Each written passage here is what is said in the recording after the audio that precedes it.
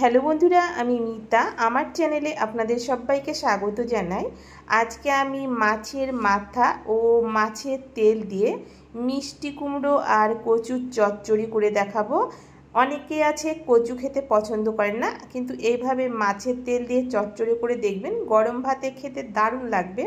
এখানে আমি কিছু কচু নিয়েছি, কচুটাকে রিং রিং করে কেটে নিয়েছি। আর নিয়েছি এখানে 500 গ্রাম মিষ্টি কুমড়ো, আর কুমড়োটাকেও পাতলা করে কেটে নিয়েছি।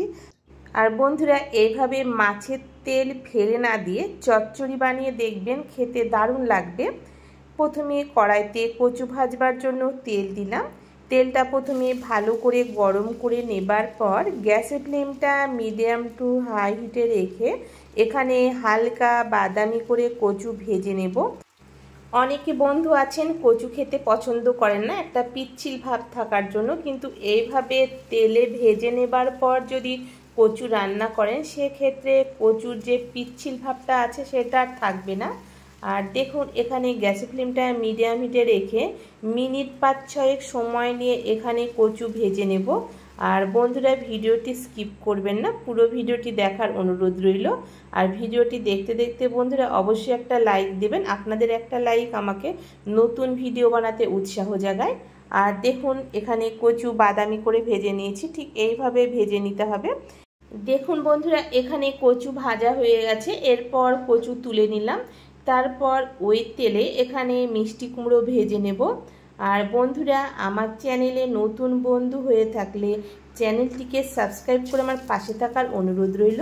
আর যে সকল বন্ধুরা আমাকে এতদিন ধরে ভালোবাসা দিয়ে আমার পাশে আছেন, সে সকল বন্ধুদের আমার তরফ থেকে অনেক অনেক ভালোবাসা থাকলো। আর দেখুন বন্ধুরা, এখানে কথা বলতে বলতে এখানে মিষ্টি কুমড়ো ভেজে নিয়েছি। আর দেখুন, এখানে মিষ্টি কুমড়োর কালারটা অনেকটাই চেঞ্জ হয়ে গেছে। ঠিক এই রকম করে হালকা বাদামি করে মিষ্টি কুমড়োগুলো ভেজে নেবার পর এখানে মিষ্টি কুমড়োগুলো তুলে নিলাম। আর বন্ধুরা, এই মাছের তেল দিয়ে কচু আর মিষ্টি কুমড়োর চচ্চড়ি দারুণ লাগে খেতে। তাই বন্ধুরা, মাছ কিনে নিয়ে আসলে আর আজকের রেসিপি দেখার পর আপনারা আর মাছের তেল ফেলে দেবেন না, দেখবেন চচ্চড়ি রান্না করে খেয়ে খুব ভালো লাগবে। কড়াইতে আমি আবারও কিছুটা তেল দেবার পর ফোড়নে 1 চামচ 5 ফোড়ন, 3টে শুকনো লঙ্কা দিলাম, 2টো ছোট সাইজের তেজপাতা দিলাম। আর এই 5 ফোড়ন তেলে দেবার জন্য এই রান্নার ফ্লেভারটা খুব ভালো আসবে। তারপর এখানে আমি 2টো মিডিয়াম সাইজের কুচনো পেঁয়াজ দিলাম। যেহেতু চচ্চড়ি বানাচ্ছি তাই একটু পেঁয়াজের পরিমাণটা বেশি দিলে খেতে ভালো লাগবে। দেখুন বন্ধুরা, এখানে গ্যাসের ফ্লেমটা হাই রেখে এখানে পেঁয়াজ ভেজে নিয়েছি। আর দেখুন, পেঁয়াজের কালারটা অনেকটাই চেঞ্জ হয়ে গেছে। ঠিক এইরকমভাবে পেঁয়াজটা ভেজে নিতে হবে, এর চাইতে বেশি কড়া করে ভাজবো না। তারপর আমি গ্যাসের ফ্লেমটা একদম লো করে দিলাম। লো করে দেবার পর এখানে 1 চামচ রসুন বাটা আর 1 চামচ আদা বাটা দিলাম। আর বন্ধুরা, আদা রসুন বাটা দেবার সময় গ্যাসের ফ্লেমটা লো করে দিয়ে দেবেন, না হলে তেলটা ছিটকবে। আদা রসুন বাটা দেবার পর লো হিটে এখানে আদা রসুন তেলের সঙ্গে ভেজে নেব, যাতে আদা রসুনের কাঁচা গন্ধটা চলে যায়। দেখুন বন্ধুরা, এখানে আদা রসুন তেলের সঙ্গে ভেজে নেবার পর এখানে আমি 5 থেকে 6টা কাঁচা লঙ্কা বাটা দিলাম। কাঁচা লঙ্কা দেবার পর এখানে আমি কিছু গুঁড়ো মশলা দেব। এখানে আমি 1 চামচ ধনে গুঁড়ো, 1 চামচ জিরে গুঁড়ো, হাফ চামচ হলুদ গুঁড়ো, আর কালারের জন্য 1 চামচ কাশ্মীরি লঙ্কার গুঁড়ো আর স্বাদ মতো লবণ দিলাম। গ্যাসের ফ্লেমটা মিডিয়াম হিটে এখানে মশলাটা কষিয়ে নেব। আর মশলাটা যাতে পুড়ে না যায় তাই আমি বাটি ধোয়া সামান্য জল দিলাম। তারপর এখানে একটা টমেটো কুচি দিলাম। টমেটো কুচি দেবার পর এখানে আমি মশলা ভালো করে কষিয়ে নিয়েছি। মশলা ভালো করে কষিয়ে নেবার পর এখানে মাছের মাথা আর মাছের তেল দিয়ে মশলার সঙ্গে আবারও ভালো করে কষিয়ে নেব। আর মশলার সঙ্গে এইভাবে মাছের মাথা আর তেলটা যদি কষিয়ে নেওয়া যায় তাহলে এখানে আষ্টে গন্ধটা পড়বে না। দেখুন বন্ধুরা, গ্যাসের ফ্লেমটা লো রেখে এখানে মিনিট 5-6 ঢাকা দিয়ে রেখেছিলাম। এখানে মশলার সঙ্গে মাছের মাথা আর তেল ভালো করে কষিয়ে নিয়েছি। আর এখানে মাছের মাথা এবং টমেটো খুব ভালো করে সেদ্ধ হয়ে গেছে। আর এইভাবে বেশ কিছুক্ষণ সময় নিয়ে মশলার সঙ্গে মাছের মাথা আর তেলটা কষিয়ে নেবেন, যাতে এখানে আষ্টে গন্ধ না থাকে। আর এখানে মাথাটা আমি খুন্তি দিয়ে এইভাবে ভেঙে দিলাম। আর এখানে দেখুন, ভালো করে যদি কষিয়ে নেওয়া না যায় সেক্ষেত্রে খেতে ভালো লাগবে না। তাই রান্নার তাড়াহুড়ো না করে একটু সময় নিয়ে যদি মশলাটা কষানো যায় সেক্ষেত্রে রান্নার টেস্টটা খুব ভালো হয়। দেখুন বন্ধুরা, এখানে মিনিট 6-7 সময় নিয়ে এখানে মাছের মাথা কষিয়ে নিয়েছি। এরপর ভেজে রাখা মিষ্টি কুমড়ো আর কচু দিয়ে দিলাম। আর মিষ্টি কুমড়ো আর কচু দেবার পর আমি এখানে আবারও মিনিট 2-3 সময় নিয়ে মশলার সঙ্গে ভালো করে কষিয়ে নেব।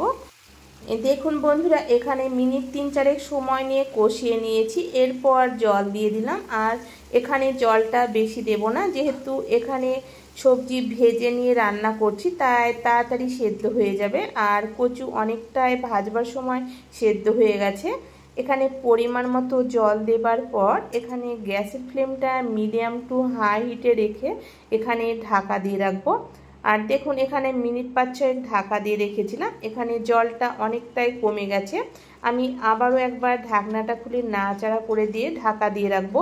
আর এখানে চচ্চড়ি রান্না করবার সময় একদম জলটা শুকনো করে নিয়ে রান্না করলে খেতে ভালো লাগবে। আর দেখুন, এখানে আমার চচ্চড়ি প্রায় রান্না হয়ে গেছে। আর যে বাকি জল জলে ভাবটা আছে, আমি গ্যাসের ফ্লেমটা মিডিয়াম টু লো হিটে রেখে পুরোপুরি জলটা শুকিয়ে নেব।